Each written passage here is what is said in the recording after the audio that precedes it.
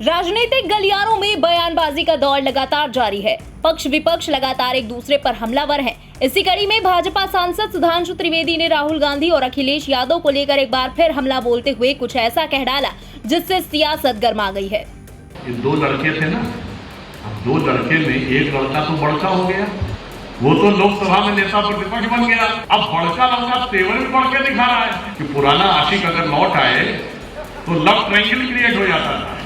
दरअसल बीजेपी सांसद सुधांशु त्रिवेदी ने राहुल गांधी और अखिलेश यादव पर निशाना साधते हुए कहा कि दिल्ली में तो कांग्रेस और आम आदमी पार्टी का गठबंधन टूट गया है, लेकिन उत्तर प्रदेश में दो लड़के थे, यानी राहुल गांधी और अखिलेश यादव, जिसमें से एक लड़का बड़ा हो गया है, लोकसभा में नेता प्रतिपक्ष बन गया है, और दूसरा लड़का अब छोटा हो गया है। अब बड़ा लड़का तेवर भी बड़े दिखा रहा है, छोटे वाले के लिए समस्या होने वाली है। और क्या कुछ कहा उन्होंने, आप भी सुनिए।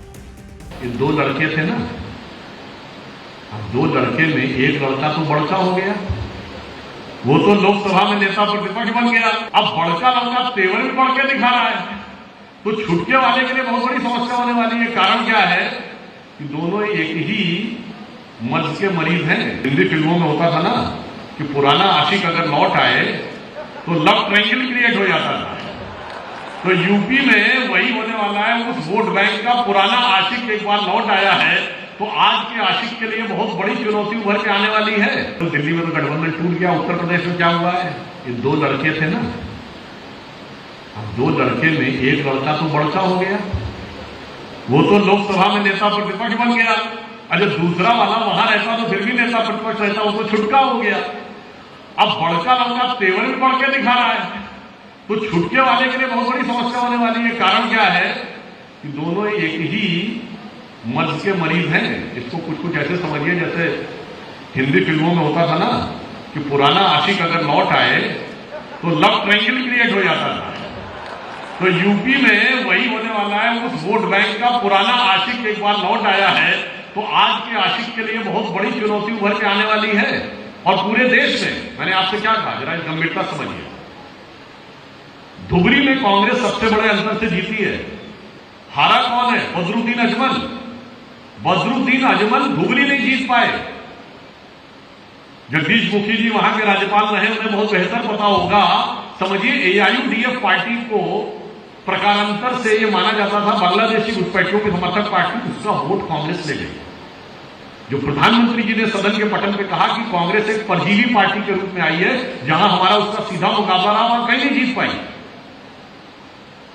जहां पर वो दूसरी पार्टियों के दम पे चली, तो एआईयूडीएफ का वोट उसे मिला, असम में उनका राइज हुआ। उत्तर प्रदेश में 9 दशमलव कुछ वोट पाके, प्रतिशत वोट पाके 6 सीटें पाई।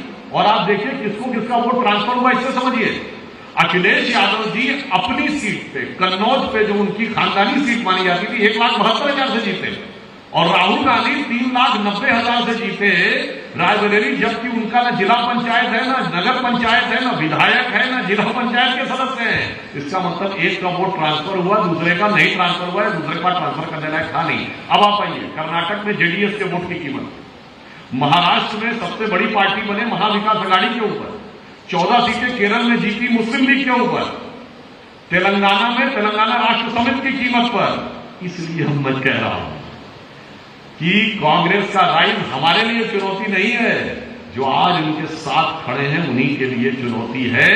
और वो इस बात को समझ नहीं पा रहे हैं कि वो सारी क्षेत्रीय दल जिन्होंने कांग्रेस से वो वोट बैंक खींचा था, कहीं ऐसा ना हो कि स्वर्गीय राजीव गांधी जी से वोट बैंक मुलायम सिंह जी खींच के ले गए थे और लालू प्रसाद यादव जी खींच के ले गए थे।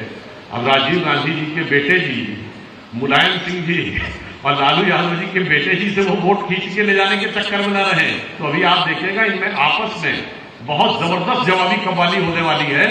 इसलिए हमें उन चीजों में नहीं पड़ना है, हमें लक्ष्य बिल्कुल सामने रखना है। बता दें कि फिलहाल अभी तक बीजेपी सांसद सुधांशु त्रिवेदी के इस बयान पर कांग्रेस सांसद राहुल गांधी और सपा सुप्रीमो अखिलेश यादव की तरफ से कोई प्रतिक्रिया सामने नहीं आई है। लेकिन देखना दिलचस्प होगा कि सुधांशु त्रिवेदी के इस बयान पर विपक्ष की ओर से क्या कुछ टिप्पणी सामने आती है। ब्यूरो रिपोर्ट, इंडिया पब्लिक खबर। फिलहाल इस खबर पर आपका क्या कहना है, कमेंट में लिखकर जरूर बताएं। बने रहें इंडिया पब्लिक खबर के साथ। हमारे यूट्यूब चैनल को सब्सक्राइब करें और बेल आइकन दबाना बिल्कुल ना भूलें।